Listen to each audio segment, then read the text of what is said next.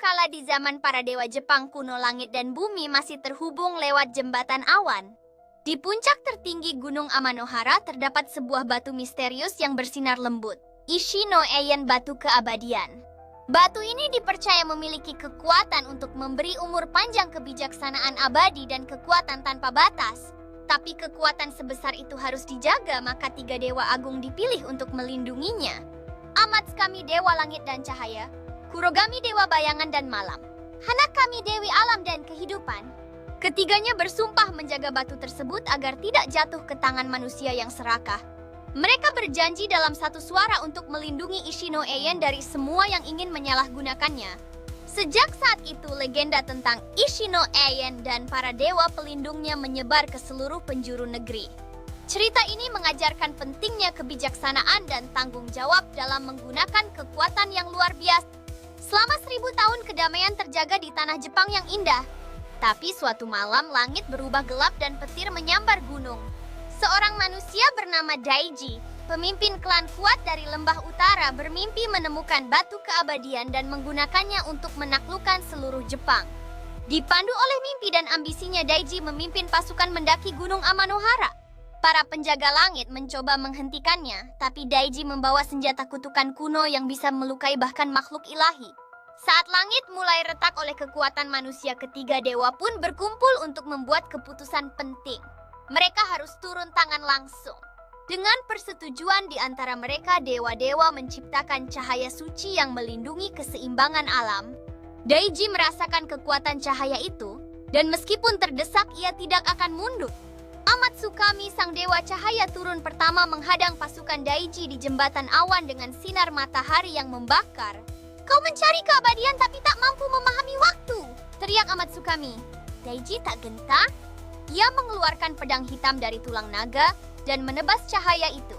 Pertempuran dahsyat pun terjadi di langit. Awan terbelah dan sinar matahari seolah jatuh ke bumi. Akhirnya Amatsukami menghilang terluka dan cahaya pagi memudar. Tapi sebelum pergi, ia menyegel jalur ke batu keabadian dengan cahaya yang hanya bisa dibuka oleh hati yang murni. Dengan cahaya itu, Amatsukami berharap untuk melindungi keabadian dari mereka yang tidak layak. Dalam keheningan yang menyusul, Daiji merenungkan makna pertempuran dan apa yang telah hilang. Dia menyadari bahwa pencarian keabadian bukan hanya tentang kekuatan, tetapi juga tentang pengorbanan. Saat malam tiba, Kurogami muncul dari bayang-bayang wujudnya seperti samurai berbaju gelap dengan mata merah yang menyala. Ia tidak bertarung dengan kekuatan, tapi dengan ketakutan. Di setiap langkah Daiji, bayangan masa lalunya muncul. Ayah yang kecewa, teman yang dikhianati, anak kecil yang ketakutan. "Kau ingin hidup abadi, tapi tak mampu menghadapi siapa dirimu sebenarnya," gumam Kurogami. Namun Daiji memekik dan menebas semua bayangan itu dengan kutukannya. Kurogami pun menghilang tertawa getir. "Kau lulus ujian kegelapan tapi belum memahami terang." Saat pagi menjelang, Hanakami datang dengan angin lembut dan hujan bunga sakura. Ia tak membawa senjata, hanya kehadiran yang menenangkan. Ia membawa Daiji ke taman ilusi, tempat di mana ia bisa melihat dunia jika ia memilih untuk tidak menjadi penguasa. Desa-desa damai, anak-anak tertawa, musim yang berubah tanpa peperangan. "Kau bisa memilih kehidupan yang berarti atau keabadian yang kosong," bisik Hanakami. Daiji mulai ragu, tapi ambisinya sudah terlalu dalam.